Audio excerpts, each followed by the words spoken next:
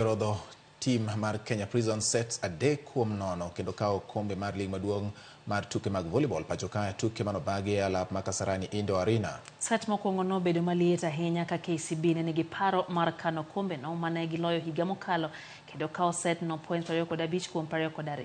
Set mar ariyo ne onge gi pogruok bang' jobengi loyo Kenya Prisons points 25 kuom 17 kapok gitieko set mar adek gi loch mar points 25 kuom 21. E kidieny mar lig mar yowuoyi joloch higa mokalo Kenya Prisons nolo team mar General Service Unit set adek kuom 1 kendo kao kombe makamano. E alap onogo ma Kasarani timbe mag Kenya Pipeline gi Kenya Ports Authority nolo timbe mag DCI gi KDF sets adek kuom nono gi adek kuom 2 kaluwore kamano kendo kao medela mar silver gi kidieny mar Wakeini gi yawuoyi.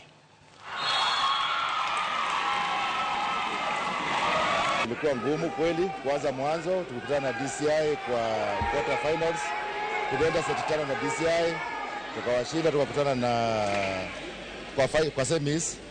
Quarter finals tukutana na Army, tukaenda 3-1, tukakuja quarters na semis na DCI, tukaenda seti 5. Alafu tukakuja kwa Prisons wakatupiga ya kwanza, tukawapiga ya pili, na tumewapiga ya tatu. Haikuwa rahisi kwetu. Imekuwa ngumu. Jambo la kwanza ningependa kuwashukuru wachezaji wangu. Mahali tumetoka ndio mbali. Kupata nafasi ya pili ni hongera kwao na kwa my technical bench.